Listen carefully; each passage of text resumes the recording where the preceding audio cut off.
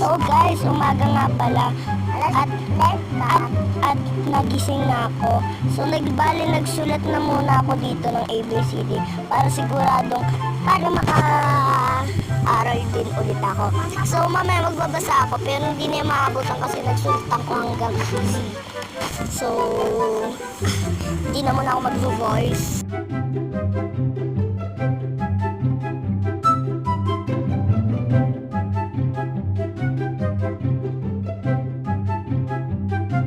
Yan. Ang tagal ko na nga pala dyan.